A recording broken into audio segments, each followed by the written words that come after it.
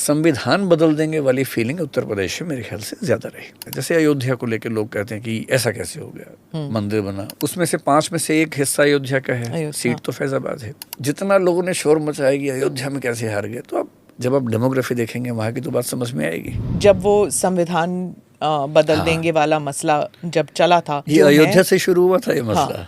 जो वहाँ के उम्मीदवार थे लल्लू सिंह, शायद सबसे पहले उन्होंने ये बात कही थी कि संविधान बदलेंगे। हाँ, वो भारी पड़ा, बहुत भारी पड़ा वो तो। और अब इस इलेक्शन के बाद प्रॉबेबली ये पहला इलेक्शन होगा जहाँ पर सोशल मीडिया ने, मतलब हमने सोचा था कि इससे पहले वाला इलेक्शन जो है 2019 का, सोशल मीडिया ने बहुत इम्पोर्टेंट रोल प्ले किया था। 2014 के बारे में कहा जाता था कि बीजेपी जो है उसने काफ़ी सारे सीट्स सिर्फ सोशल मीडिया के बलबूते जीते थे, बिकॉज उस time social media was the only Avenue available for mister Modi, क्योंकि ट्रेडिशनल मीडिया ने लिटरली मोदी जी को दरकिनार किया हुआ था।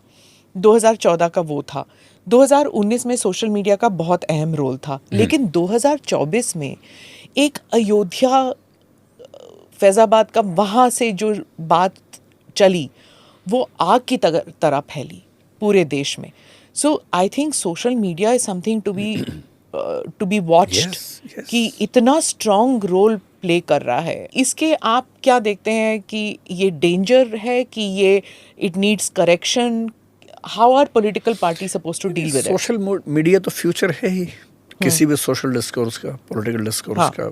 भविष्य के चुनाव तो सोशल मीडिया पे लड़े जाएंगे, वो तो अंडरस्टूड है ही।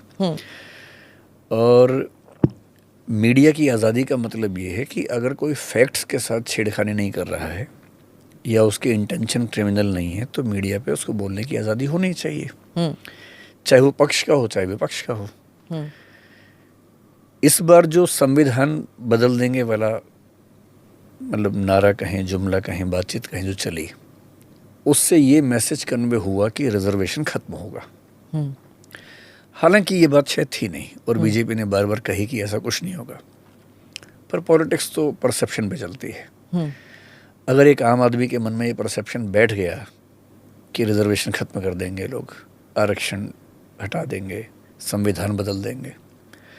अच्छा, संविधान कैसे बदला जाता है जनता को ना पता है ना उसको रुचि है। संविधान बदलने के लिए 400 सीटें चाहिए ही नहीं, 355 ही काफ़ी हैं उसके लिए, तो वो तो सामान्य सी बात थी। परसेप्शन पे पॉलिटिक्स चलती है, और ये परसेप्शन ठीक ठाक, कम से कम उत्तर प्रदेश में तो ठीक से बना परसेप्शन। कुछ और राज्यों में बना होगा, लेकिन उत्तर प्रदेश में तो विजिबली दिख रहा था। राजस्थान में मेरा अपना अनुमान ये है कि वहाँ की जो पॉलिटिकल डेवलपमेंट थी उनसे नाराजगी ज़्यादा थी, लोकल वाली। यही हरियाणा में भी था। संविधान बदल देंगे वाली फीलिंग उत्तर प्रदेश में मेरे ख्याल से ज़्यादा रही, और बिहार में नहीं थी। बिहार में दरअसल वो चीज़ें इस तरह से मिक्स थी कि आरक्षण वहाँ पे तो बहुत इम्पोर्टेंट होता है।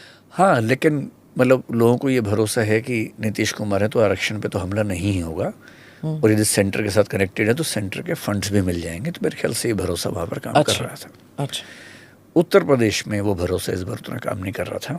और अगर आप थोड़ा सा वहाँ की डेमोग्राफी को देखें तो बात समझ में आए। जैसे अयोध्या को लेकर लोग कहते हैं कि ऐसा कैसे हो गया, मंदिर बना वहाँ ऐसा, हालांकि फैजाबाद एनीवे सीट तो फैजाबाद है ना, उसमें से 5 में से एक हिस्सा अयोध्या का है, सीट तो फैजाबाद है। फैजाबाद के आसपास की लगभग सभी सीटें समाजवादी पार्टी ने जीती हैं, तो ये मामला किसी एक सीट का है नहीं आमतौर पर, चाहे वो बस्ती की तरफ जाए या और 1-2 सीटें जो वहाँ पर आसपास हैं, अम्बेडकर नगर वगैरह, वो भी बीजेपी हारी ही है। अब वहाँ का डेमोग्राफिक अगर इंडेक्स देखें, अगर मैं ठीक याद कर पा रहा हूँ, वहाँ ओबीसी 22% हैं, दलित 21% हैं, मुस्लिम 18% हैं, तीनों मिला के 61% हो जाते हैं, 60 के आसपास हैं। ओबीसी वोट्स समाजवादी पार्टी के हैं ही, माना जाता है कि मिलेंगे मिलेंगे। दलित वोट मिल जाएं, इसके लिए उन्होंने एक दलित उम्मीदवार को खड़ा किया, जो कि नॉन रिजर्व सीट पे खड़ा करना बहुत रेयर इंसिडेंट है। अवधेश जी को खड़ा किया, जो दलित वर्ग से आते हैं, उसमें पासी समाज से आते हैं, और पासी पॉपुलेशन अयोध्या वाले इलाके में दलित समाज में सबसे ज़्यादा है। मुस्लिम्स को बीजेपी से नफरत है, ये दुनिया जानती है। जब ये तीनों मिला के 60% वोट हो रहे हैं, तो अयोध्या में बीजेपी का हारना बहुत आश्चर्य की बात तो है भी नहीं। वैसे भी ये तो मीडिया में हल्ला ज़्यादा मचा हुआ है। 2014 और 2019 में अगर आप वोट्स का परसेंटेज देखें, अयोध्या में पिछले 3 इलेक्शन से 48% वोट विनिंग कैंडिडेट को मिल रहे हैं, हर बार 48% मिलते हैं। पिछले 2 इलेक्शंस में आपको बड़ा आश्चर्य होगा, अगर आप कांग्रेस एसपी बीएसपी के वोट जोड़ लें, 19 में तो बीएसपी एसपी साथ थे, तब कांग्रेस और एसपी के जोड़ लें, तो बीजेपी के उम्मीदवार लल्लू सिंह दोनों बार केवल 12-13 हज़ार वोट से जीते थे। वोट उनके थे 4-5 लाख के बीच में रहते थे, पर विनिंग जो गैप था वो 12 हज़ार का था। इस बार क्या हुआ, बीएसपी का जो वोट बैंक है दलित, जैसे ही अवधेश प्रसाद एसपी के उम्मीदवार हुए, स्थापित आदमी है, पुराने आदमी हैं, तो दलित लोगों को लगा कि हमारा तो उम्मीदवार खड़ा ही हुआ है। इधर बीएसपी थोड़ी कमज़ोर भी हो गई थी। 2014 में बीएसपी के लगभग 1.5 लाख वोट थे, 1,40,000 के आसपास। इस बार वो वोट 45,000 रह गए। तो मेरी सिंपल कैलकुलेशन ये है कि वो 1 लाख वोट बीएसपी वाले शिफ्ट हुए एसपी की तरफ। 50,000 वोट से जीते हैं अवधेश जी। तो ये जितना लोगों ने शोर मचाया कि अयोध्या में कैसे हार गए, तो अब जब आप डेमोग्राफी देखेंगे वहाँ की तो बात समझ में आएगी।